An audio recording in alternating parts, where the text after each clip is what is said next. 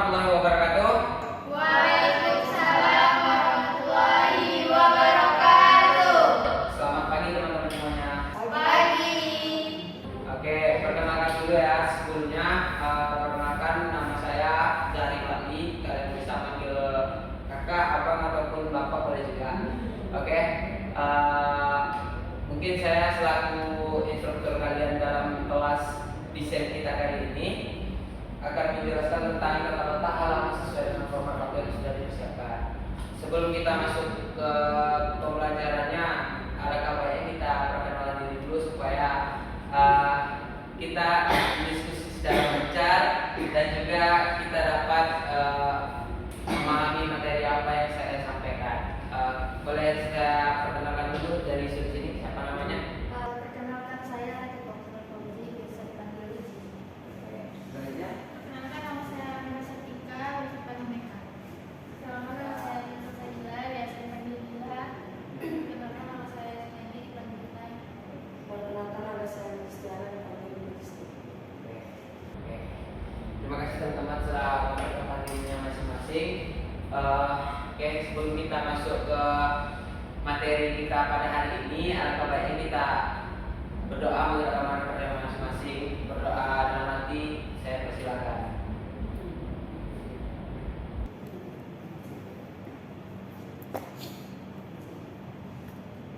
Oke, berdoa selesai. Terima kasih.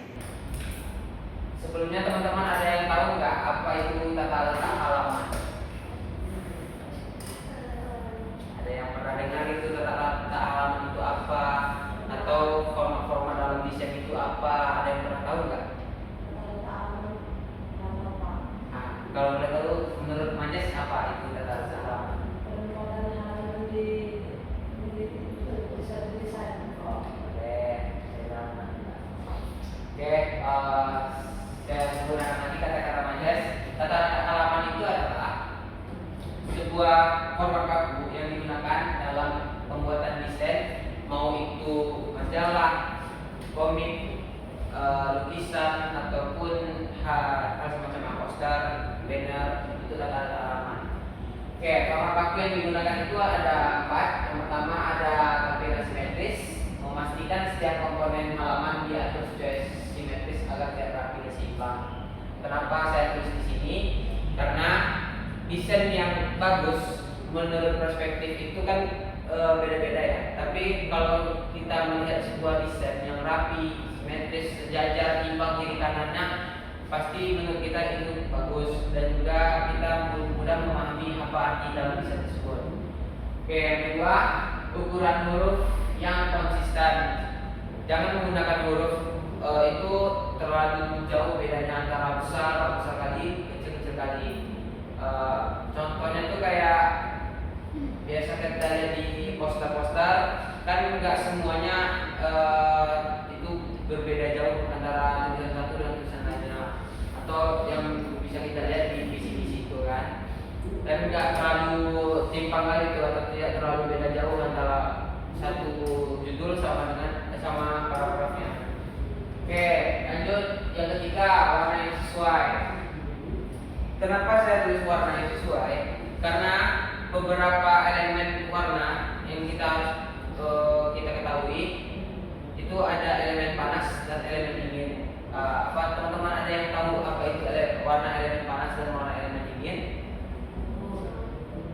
Boleh dijelaskan siapa aja? Majes bisa? Atau Uji? Kalau untuk warna dingin itu berarti warna ungu, warna biru, semua warna. Kalau untuk warna hangat itu ada warna merah, warna oranye, warna kuning. Nah, betul sekali. Kenapa saya memilih warna yang sesuai dalam desain itu? Itu berguna supaya desain kita terlihat menarik dan juga komponen warna yang dipakai itu sesuai dengan ketetapan dalam hal desain. Dan jangan pernah menggabungkan antara warna gelap dan warna terang atau elemen panas dan elemen dingin ketika elemen panasnya lebih banyak daripada elemen dinginnya. Lalu untuk yang terakhir ada ruang sebuah desain itu harus ada ruang bernapasnya, tidak terlalu padat dan tidak juga terlalu kosong gitu, untuk bertujuan supaya kalau misalnya kita tidak memberi ruang napas pada desain kita, atau kayak inilah antara jarak satu dengan jarak yang lain itu kan ada gapnya kan, nggak terlalu depek supaya bisa memisahkan poin-poin dalam desain kita. Lalu kenapa tidak boleh kosong lagi? Itu akan mengurangi nilai estetika dalam desain kita. Oke, selanjutnya ada elemen tata letak halaman. Yang pertama header, kedua konten utama dan sidebar. Teman-teman ada yang bisa menjelaskan 3 poin ini nggak? Sebelum saya menjelaskan, apakah ada teman-teman yang bisa menjelaskan 3 poin ini apa? Kenapa saya tulis ini di dalam PPT saya?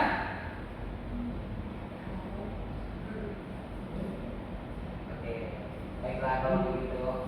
Yang pertama header. Header itu posisi paling atas di dalam sebuah desain kita. Kita harus menentukan ini 3 kan? Kita harus menentukan dalam desain itu ada bagian atas, bagian tengah, dan juga bagian bawahnya atau bagian sampingnya. Kenapa begitu? Karena kalau kita menyusun sebuah desain abstrak itu boleh saja, tapi seabstrak-abstraknya abstrak itu tuh ada ketentuannya dalam membuat sebuah desain abstrak. Nggak boleh kita ngasal aja ngecat atau ngasal aja membuat desain atas bawahnya, nggak kita perhatikan. Jadi pesan yang apa yang kita akan sampaikan dalam sebuah desain kita itu tidak tersalurkan kalau tidak mengikuti 3 aturan elemen ini. Oke, selanjutnya jenis tata letak halaman. Tata letak grid itu menggunakan grid untuk menyusun elemen halaman secara terstruktur, membuat tampilan teratur dan mudah dibaca. Ini seperti kotak-kotak yang ada dalam sebuah banner ataupun sebuah poster, itu supaya kenapa dikotak-kotakkan, supaya poin-poin penting yang harus disampaikan itu tersampaikan dengan mudah. Karena mata manusia itu pasti menuju ke titik yang dikotakkan, atau bisa dibilang seperti hal yang sudah tiba otomatis maka kita melihat ke sana gitu kan, karena sudah dibuat-buatkan tadi beda. Terus tata letak majalah. Tata letak majalah ini sebuah desain yang dimana sang pembaca mengamati judul besarnya dulu, seperti itu kan. Nih ada judul besarnya Beautiful, dan ada juga foto ataupun gambar, lalu ada tulisan. Fokusnya pada visual dan jauh cerita yang baik. Dan yang terakhir ada tata letak 1 kolom. Menggunakan 1 kolom ini positifnya pesan kita tidak terlalu ngawur atau tidak terlalu mengambang gitu. Jadi kita bisa fokus ke 1 pesan saja.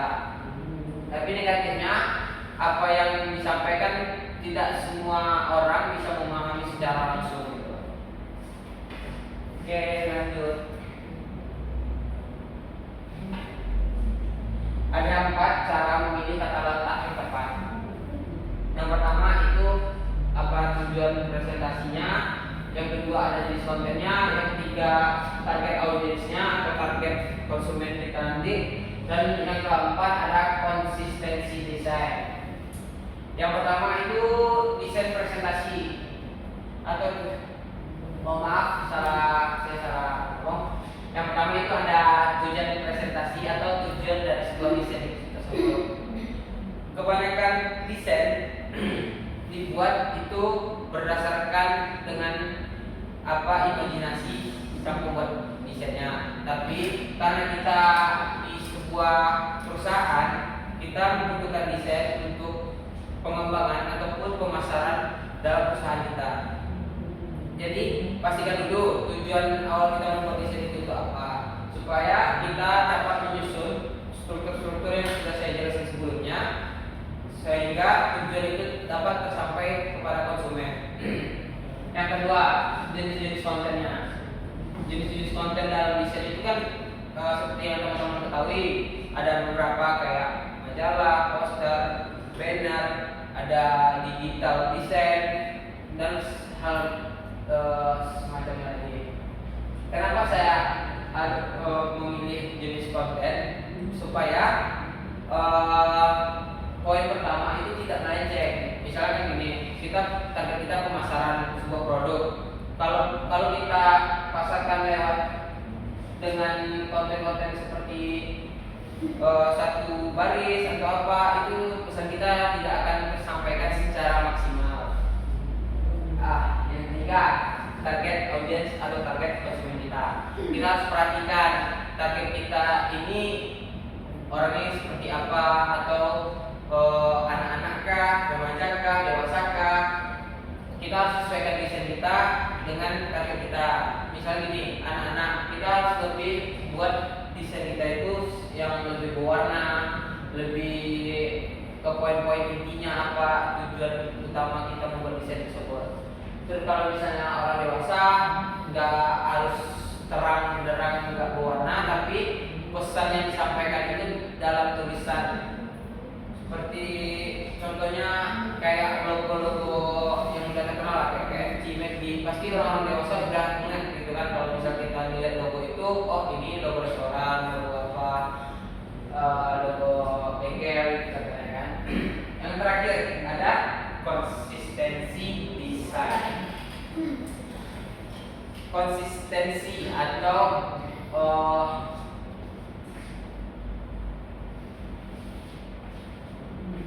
konsisten itu kan kayak jangan berubah-ubah atau tetap pada arah garis lurus. Paham lah teman-teman apa yang saya dengarkan. Jadi kenapa saya menuliskan konsistensi desain itu supaya kembali ke poin pertama, supaya tujuan dari sebuah desain itu tidak lari kemana-mana, tidak ngambang, jadi terfokus ke satu arah gitu.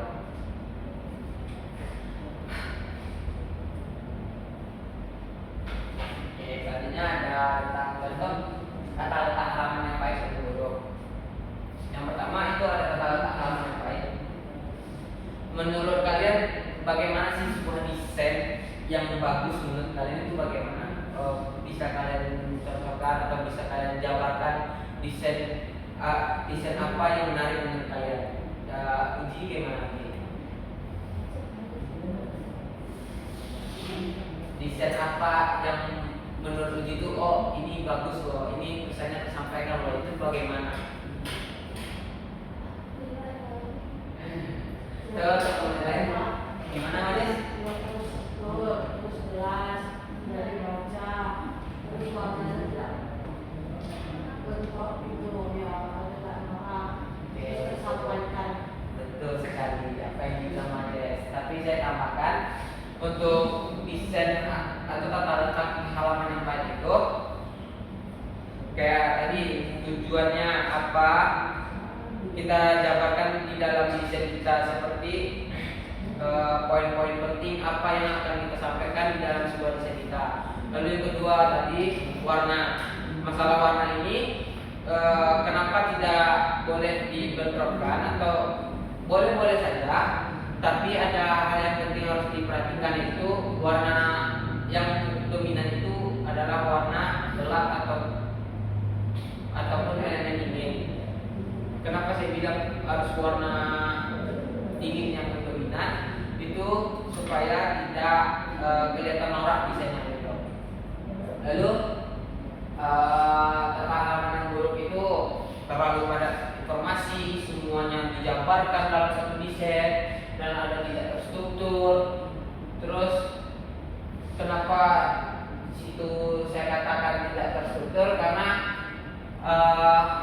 kita tahu sendiri tingkat literasi kita sangat rendah, jadi target konsumen kita pun nggak semua orang yang bisa membaca atau teliti membaca kan. Jadi menurut saya ketika sebuah desain itu terlalu padat, terlalu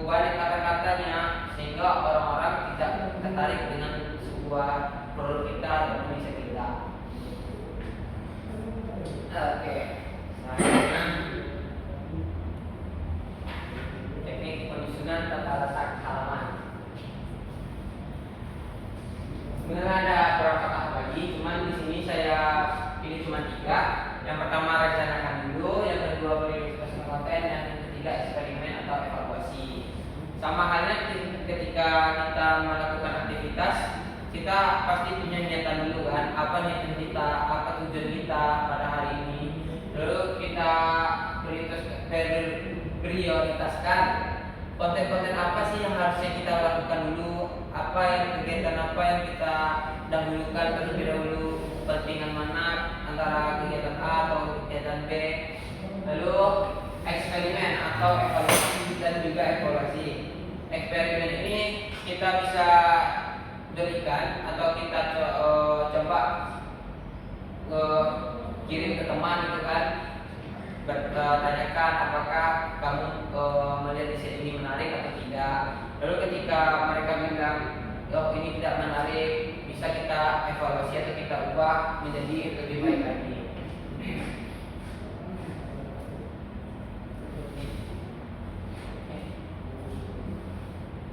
Oke, kesalahan umum dan cara menghindarinya. Yang pertama, kesalahan yang biasanya dilakukan oleh desain kreator itu overcrowding atau terlalu padat, yang seperti saya bilang juga tadi kan, sudah saya sampaikan, desain tidak boleh terlalu padat dan tidak boleh juga terlalu kosong. Kenapa? Saya jelaskan sekali lagi, karena desain yang terlalu padat tidak begitu menarik di mata kalian umum. Cara menghindarinya itu kita membuat desain sesuai simetris dan imbang antara kiri, kanan, atas, bawah, dan juga diberi ruang bernapas ataupun rongga dalam desain kita. Yang kedua, teks yang terlalu kecil.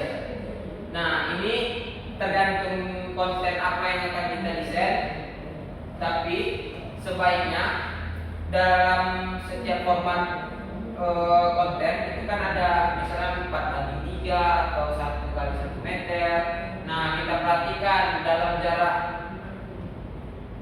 Misal kita membuat desain banner itu kan kita letakkan di tepi jalan, sebisa mungkin poin-poin penting yang akan kita sampaikan itu berukuran besar dan bisa dilihat dalam jarak 5 meter atau 4 meter. Kalau misalnya terlalu kecil membuat orang kayak tidak bisa membacanya ataupun kayak rancu itu apa yang disampaikan. Oke, yang ketiga ketidakkonsistenan. Ini mulai dari strukturnya, warnanya, keseimbangannya itu ketidakkonsistenan. Seperti contohnya ada warna-warni lah di dalam itu, tapi tidak terstruktur ataupun tidak konsisten antara warna satu dengan warna yang lainnya.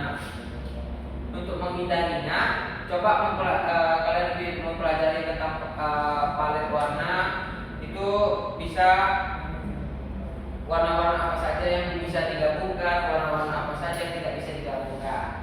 Oke, ini nyambung ke materi yang keempat, kemudian warna yang buruk. Seperti yang saya jelaskan sebelumnya juga, kalau misalnya membuat sebuah desain itu, kalau bisa satu elemen, misalnya warna dingin aja, kayak biru tua sama biru muda, atau putih sama kuning, kan itu satu warna, satu elemen, warna panas sama warna dingin. Tapi kalau misalnya pun kalian pengennya desain warna, ada warna kuning, ada warna biru, ada warna hitam, pertimbangkan lagi. Jadikan warna hangat lebih dominan jadikan warna dingin lebih dominan daripada warna panas.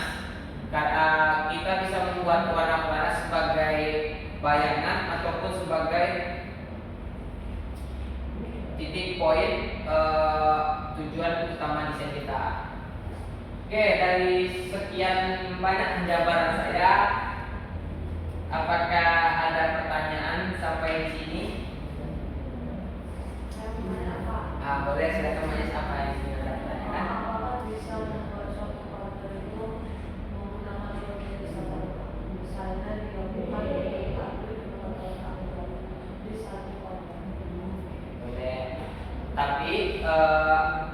jawaban saya tadi kan boleh, tapi kekurangannya jikalau satu tata letak majalah, satu tata letak grid, jadi pesan poin penting yang akan tersampaikan itu secara acak, tidak konsisten. Boleh-boleh saja asalkan poin pentingnya ditaruh di grid, karena grid ini tadi kan mengkotak-kotakkan ataupun menjelaskan lagi ini loh tujuan kita membuat desain, ini loh tujuan kita membuat banner, poster segala macam. Apakah dari kesimpulan saya Majes bisa mengerti? Oke. Saya ingin bertanya kepada teman-teman untuk melakukan tes atau uji coba. Coba kalian antara teman-teman berlima nih, ada yang tahu nggak warna apa saja yang dikategorikan warna dingin? Kalau ada yang tahu silahkan angkat tangannya, sebut namanya.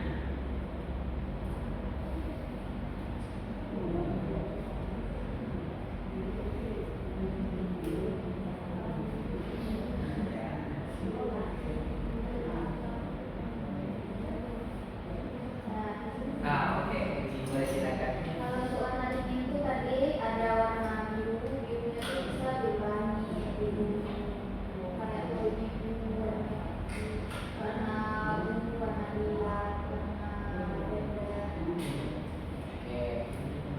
Terus apakah teman-teman tahu apa 3 elemen penting dalam sebuah tata letak? Ada yang tahu apa itu 3 elemen pentingnya? Nah, saya kasih contoh satu aja deh. Konten utama. Yang pertama dan yang ketiga apa? Yang konten utama itu 2. Ya.